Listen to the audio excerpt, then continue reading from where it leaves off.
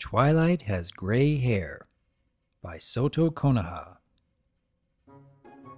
Spike was aware that his words would not sway the lavender pony's mind, but it didn't stop him from trying. Now, after putting forth his opinion, Spike regretted not holding his tongue. Since it was too late for that, he might as well prepare for the worst.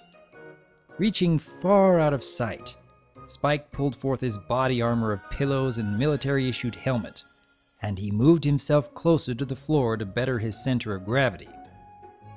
"Twilight," Spike groaned. "It happens to every pony. No pony can stop it from happening." Great fires roared in the mare's eyes, and their smoke bellowed from her nostrils. With each step nearly shattering the oak wood lying beneath her, Twilight advanced on her assistant with many words on mind.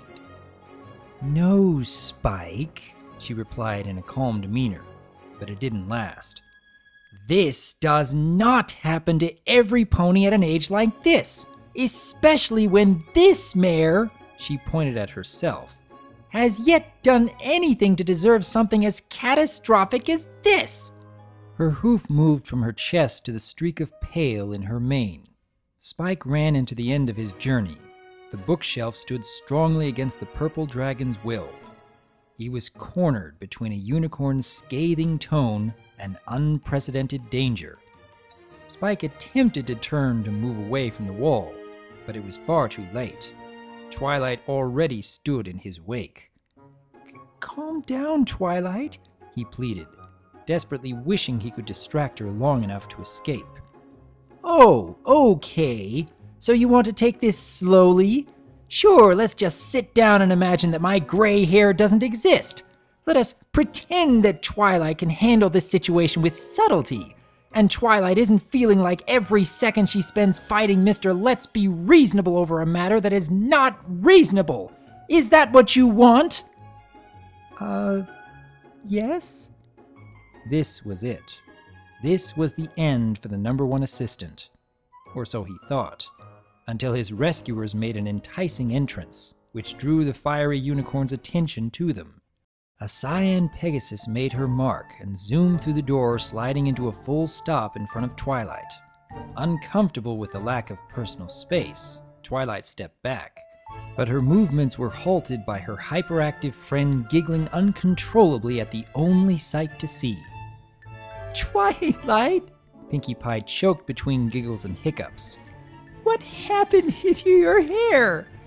Twilight was less pleased with the pink mare's reaction as the unicorn glared at her.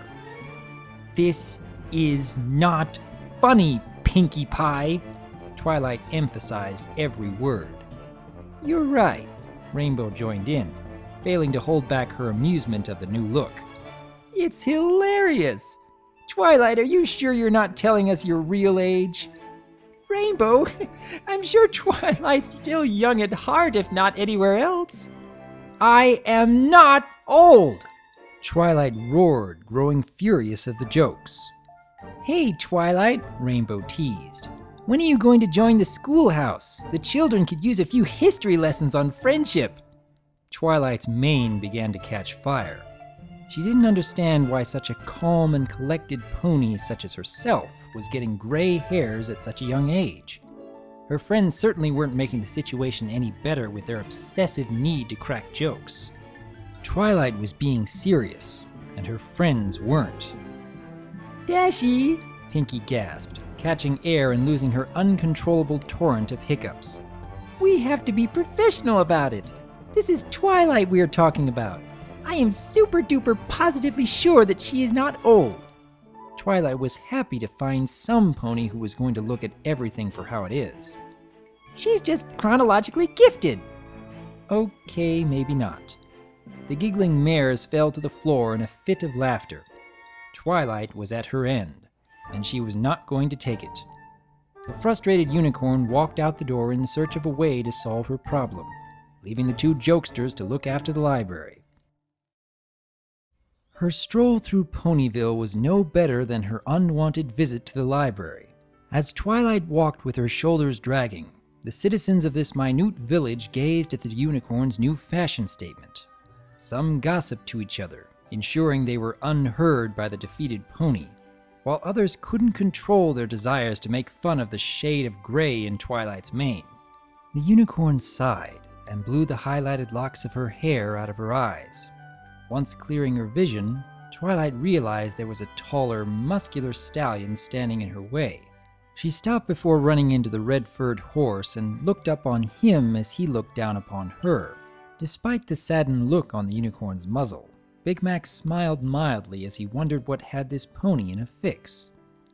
"Howdy there, Twilight," Big Mac voiced as his bass keys rang in the unicorn's ears. "Hey there," Twilight replied.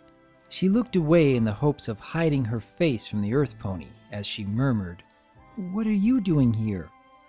"I'm just picking up some stuff for the farm." Mac took a slow pace around Twilight to keep watch of her emotions. "You don't look so well. You be looking as sad as a puppy without its chew toy." "Is it that obvious?" she asked rhetorically, but the stallion answered her question anyways. "Yup." She sighed and walked forward a few steps before stopping. Twilight didn't turn back to face her helper. She didn't want him to see her sad face. She went on explaining what was bothering her. "It's just, my friends are sitting there laughing at me, and I don't understand how this could happen to me. At my age, this shouldn't be happening to me, but it is. Now I'm running around unsure of what I can do to fix it, and none of my friends are here helping me." Twilight planted her rear and slugged close to the ground. Tears began to form in her eyes. She wanted this all to be a dream. She wished hard, closing her eyes even, for this day to be a figment of her imagination. But no matter how many times her eyes opened, reality remained true. This was happening to Twilight. Big Mac wasn't entirely sure if his suspicions were accurate, but he decided to take a hoof of a guess. He walked beside the mare and lightly patted her shoulder while speaking softly in a more sentimental voice. "Now look here, Twilight. I know I'm not the best of ponies to be turning to for advice about these fancy things you girls be messing with. But if I reckon, you should go to your friend the next time you try something you ain't used to." Now Twilight was confused. What was Big Mac talking about? "What do you mean?" Twilight questioned. "I didn't magically say I wanted gray hair and got it over a night's rest." "Well, I didn't expect you to. I'm just saying, if you're thinking of painting your hair a different color, Rarity might be able to help you avoid mishaps like that." Big Mac pointed to the gray streak of hair in Twilight's mane. "Wait, this is hair dye?" Twilight insisted, hoping his answer brought light to her mind. "Yup." This was the only answer she needed to hear. Twilight burst into the air with joy, and she hopped around the silent stallion. How could she not have thought of such a thing? Hair dye. She knew there was no way she would be getting withering locks in her rightful years. But she also shouldn't have hair dye either. In fact, she didn't possess anything of the sort. So she couldn't have done it to herself. Where did the hair dye come from? When did her hair get dyed? Who could have done such a... It was then that she realized the mastermind, no, masterminds behind this prank. Anger erupted from the pores of Twilight's skin. Her teeth grinded across the surface of their fellow brothers and sisters. Her pupils constricted, and the white turned red. She turned around, each step driving the country pony further away from the rage-induced unicorn. Once her horn pointed off towards the tree which held her home, and howled off to the few that currently resided in its quarters. "Rainbow Dash, Pinkie Pie!"